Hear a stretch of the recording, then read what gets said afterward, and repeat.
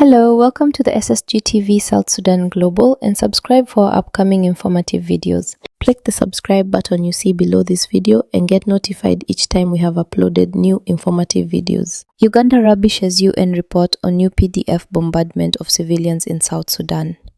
Uganda's Minister of State for Foreign Affairs in charge of international cooperation, Oryem Henry Okello, has disparaged the report by the Commission on Human Rights in South Sudan, whose investigation found that the Uganda People's Defense Forces (UPDF) Air Force conducted aerial bombardment across South Sudan last year. Speaking to one of Uganda's leading TV stations, NTV, the minister rubbished the UN report as hogwash and lies. Why should Uganda get involved in the killing of civilians, yet UPDF is the very army that has brought peace and stability in the region, from South Sudan to Somalia to the Eastern Democratic Republic of Congo, DRC? He asked, adding, "We are the one army that is known to be involved in ensuring that there is peace, stability, and security in the region. And now the UN is accusing us of killing civilians. I think this is just hogwash and lies." The report, released last month, says the UPDF helped President Salva Kiir's government carry out aerial strikes that killed and badly burned civilians in opposition areas. According to the UN, joint aerial bombardments by the South Sudan People's Defense Forces, SSPDF, and UPDF targeted civilian populated areas predominantly affecting Nuer communities in opposition-affiliated areas. The Ugandan troops were deployed in South Sudan in early March 2025 to help the SSPDF fight against the Sudan People's Liberation Army in opposition, SPLAIO, led by the now incarcerated first Vice President Dr. Riek Machar, who was suspended and is now battling criminal charges in a special court. At the time, UPDF spokesperson Major General Felix Kulaije said they are in South Sudan at the invitation of Kiir's government and as per a bilateral security agreement. Things came to a head in March 2025 after tense civil-military relations in Nasir town in Upper Nile State's Nasir County erupted into a fight between local armed Nuer youth known as the White Army and the SSPDF. The incident involved the overrunning of the SSPDF garrison by the White Army, leading to a bloody, failed UN-led evacuation on March 7th that killed the local SSPDF commander, General David Major, and dozens of soldiers.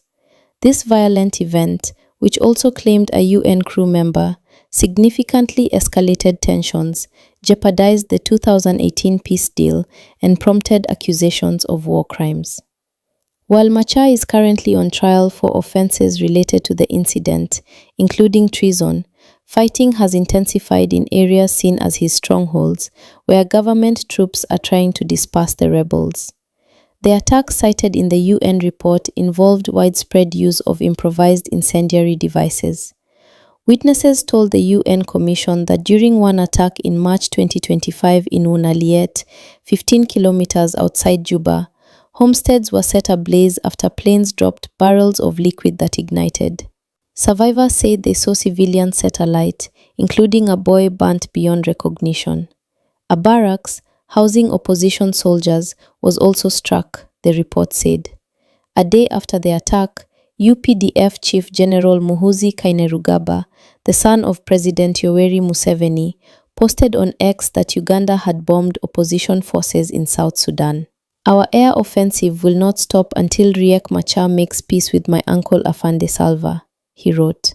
He later deleted the post, which had a video of fiery explosions captured from a flying aircraft. The report says there appeared to be high degrees of planning, operational integration, and command-level authorization.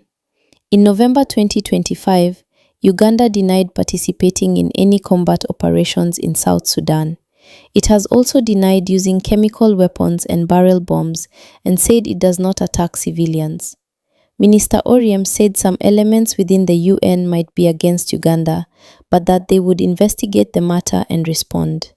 The UN is such a big institution, but within it, there are individuals who, of course, might not favor Uganda or think Uganda should be maligned, and I think this is what it is, he stated. Nevertheless, we are going to investigate this matter thoroughly, and we are going to respond to the UN Human Rights Report. Last year, Amnesty International said that Uganda had violated a 2018 UN arms embargo that prohibits member states from providing most forms of military assistance to South Sudan, including weapons and personnel, a position repeated by the UN panel of experts on South Sudan in November 2025. This news according to Radio Tamazuj. Please subscribe to the SSGTV South Sudan Global.